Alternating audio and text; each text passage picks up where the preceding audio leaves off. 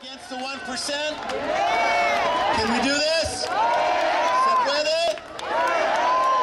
Okay, now I'd like to bring up the International President from CWA, who's going to address this issue, the fearless fighter, fearless leader that is helping organize the labor movement against the 1%, against offshoring, against corporate greed and power that has seized control of this country. I'd like to now bring up again Larry Cohen.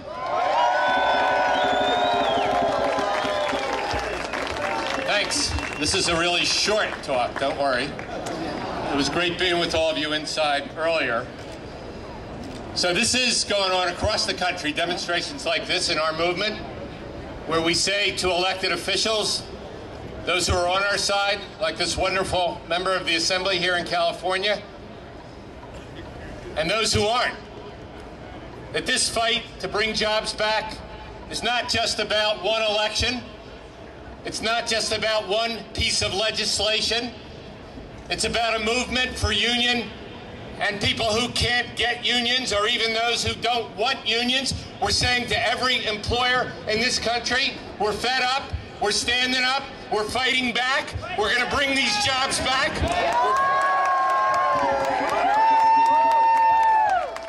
We're saying to companies like T-Mobile, who a month ago closed 7 call centers, moved 3,300 jobs to the Philippines, then fought those workers getting trade adjustment assistance, that we can prevail. We can fight back, because thanks to the Labor Department and the Labor Secretary is around here someplace, those workers got trade adjustment assistance, those 3,300 workers. So the political work we do does make a difference. But again, we're saying to Democrats and Republicans alike, this is not a slogan. This is not a slogan, bring jobs home. We're holding you accountable for what you do, for what kind of tax policy you have. We're holding you accountable. Debbie Stabenow in the Senate last week introduced a bill, Bring the Jobs Home. We have a tax policy only in this country that encourages the jobs to go overseas, and then they get tax credits.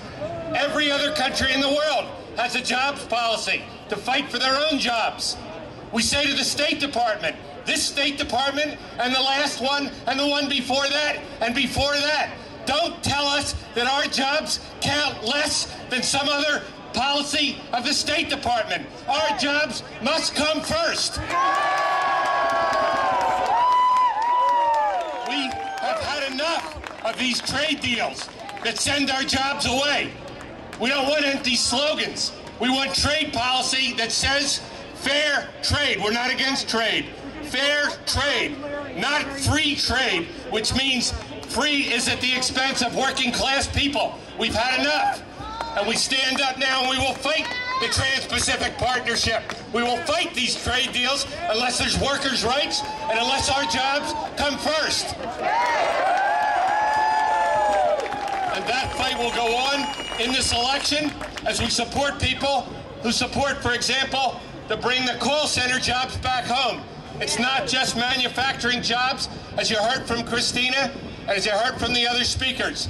Now it's all our jobs. Anything they can move, they move. In 5 years, 500,000 call center jobs were moved out of this country. 500,000. No elected official should tell us they're on our side when it comes to jobs, and then they do nothing. They do nothing when T-Mobile moves those jobs. They do nothing when manufacturing jobs leave. They do nothing when trade policy is in front of them. We're keeping score. We're supporting Bonilla and the others like her. We're also remembering who screws us, and we'll screw them back.